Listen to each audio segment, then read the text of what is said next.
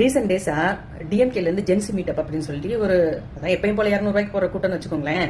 அந்த மாதிரி ஒரு கூட்டத்தை ஒரு பட்டி டிங்கரிங் பார்த்து கொண்டு போய் ஒரு குரூப்பா சேர்த்து வச்சு ஜென்சி மீட்டப் அப்படின்னு சொல்லி வச்சிருக்காங்க. நிறைய பேர் தாவைக்கா கூட்டத்துல இருந்து அங்க மாறி சேர்ந்திருக்காங்க, டிஎம்கே குரூப்ல சேர்ந்திருக்காங்கன்னு அவங்களா ஒரு இதையும் கிளப்பி விட்டுட்டு இருக்காங்க. இப்போ நேற்று முன்தினமும் நடந்த ஒரு கூட்டத்துல ஒரு பெண் எம்எல்ஏ பல்லவி அவர்களை தாக்கி ஒரு செய்கை செஞ்சிருக்காங்க. அதை பார்த்துட்டு வாங்க, நான் பேசுறேன். பல்லவி,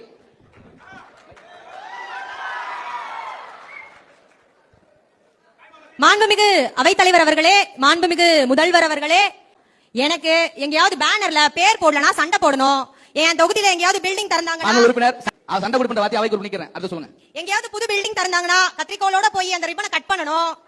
என்னோட பாத்தீங்களா, அதாவது அந்த மேடம்க்கு எம்எல்ஏ பல்லவி அவர்களுக்கு குழந்தை பிறந்து சரியா 1 மாசம் கூட ஆகாத சூழ்நிலையில அவங்க சட்டசபைக்கு தன்னோட குழந்தையை தூக்கிட்டே வந்திருக்காங்க.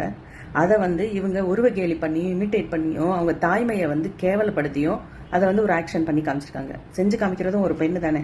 அந்த பெண்ணு செய்யும் போது ஒரு அம்மா வேகமா எடுத்து அந்த அவங்க கேமரால போட்டோ எடுத்தாங்க, வீடியோ எடுத்துட்டு இருந்தாங்க. ஆக்சுவலா அவங்க அம்மாவா தான் இருப்பாங்க நான் நினைக்கிறேன்.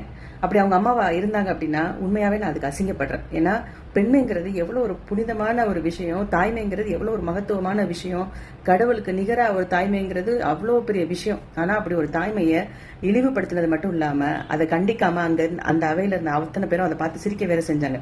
இப்படி ஒரு கேவலமான ஒரு ஜென்சி மீட்டப் நீங்க செஞ்சு இடைத்தேர்தல்கள்ல வரலான்னு கனவு வேற கண்டுட்டு இருக்கீங்க. மொத்தமா அழிச்சிடுங்க. இனிமே இந்த ஒரு கேவலமான ஆட்சி இந்த மக்களுக்கு தேவையே இல்லை. இதை நாங்க வன்மையா கண்டிக்கவும் செய்கிறோம். நீங்க அவை மரபு, அவை மாண்பு பத்தி எல்லாம் பேசுனீங்களே மிஸ்டர் உதயநிதி, இதுதான் நீங்க உங்க ஜென்சி மீட்டப், உங்க ஜென்சி கிட்ஸுக்கு நீங்க எடுத்த பாடமா? இவ்வளவு கீழ்த்தரமான பாடமா? அது சரி, உங்களுக்கு இருந்தா தானே அவங்களுக்கு வரும். தலைவன் எவ்வளியோ தொண்டன் அவ்வளின்னு சொல்லியிருக்காங்க. உங்களை பார்த்துதான் அவங்களும் பழகுறாங்க. இதுல ஆச்சரியப்படுறதுக்கு என்ன இருக்கு? ரொம்ப கேவலமான விஷயம்.